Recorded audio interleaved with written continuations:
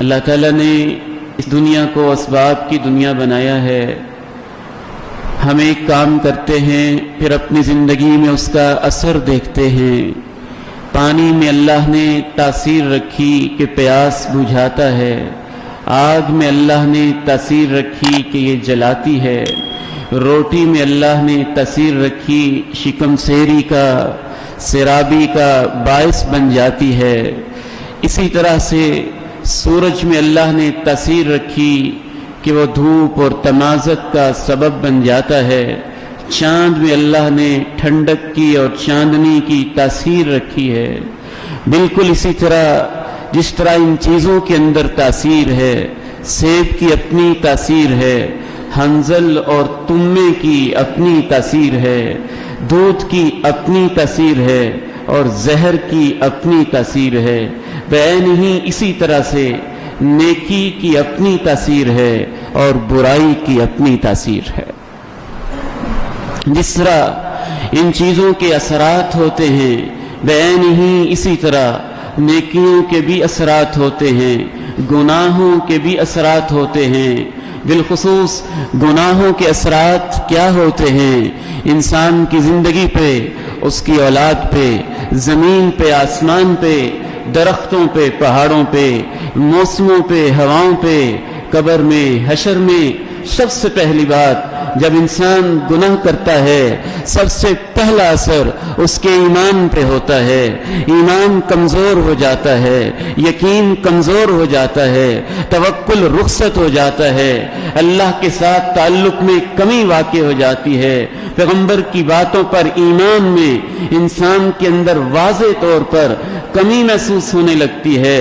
جب ایمان کمزور ہو جاتا ہے دوسرا اثر پھر آہستہ آہستہ دل کے اندر منافقت آنا شروع ہو جاتی ہے. جب دل میں منافقت آنا شروع ہو جاتی ہے پھر تیسرا اثر گناہوں کا یہ ہوتا ہے کہ انسان کے دل پہ زنگ لگنا شروع ہو جاتا ہے، داغ لگتا ہے، دھبا لگتا ہے.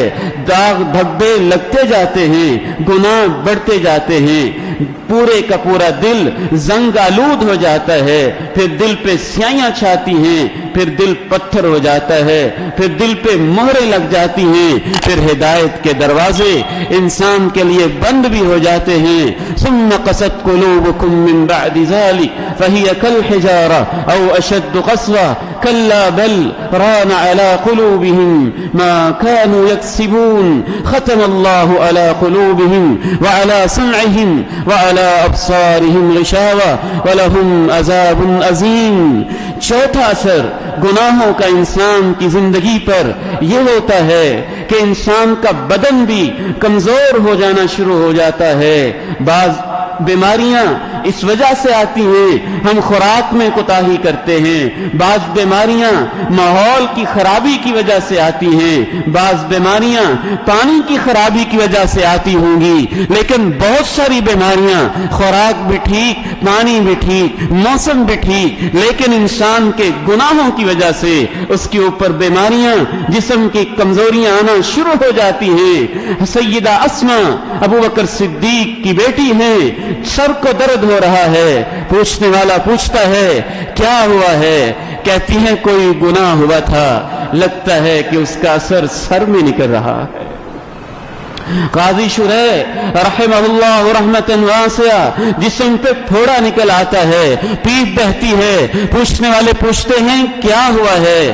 کہتے ہیں کوئی گناہ ہوا تھا، لگتا ہے کہ اس کا اثر زخم کے انداز میں نکل رہا ہے. بالکل اسی طرح اسلاف کے سوچنے کا انداز ہوتا تھا.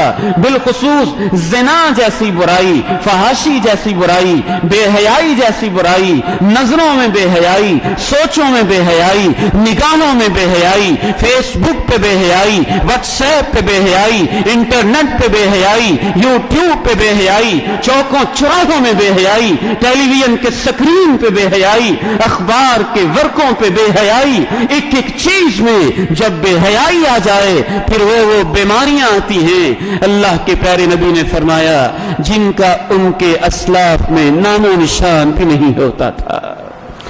ان جن کی 80-90 سال عمر ہو گئی ہے، کشتی سے نیچے اترے ہیں، چھلانگ لگائی ہے، چھلانگ لگا کے اتر پڑتے ہیں۔ پوچھنے والا پوچھتا ہے خیر تو ہے، 90 سال کی عمر میں کیا سوجھی، چھلانگیں لگا رہے ہو؟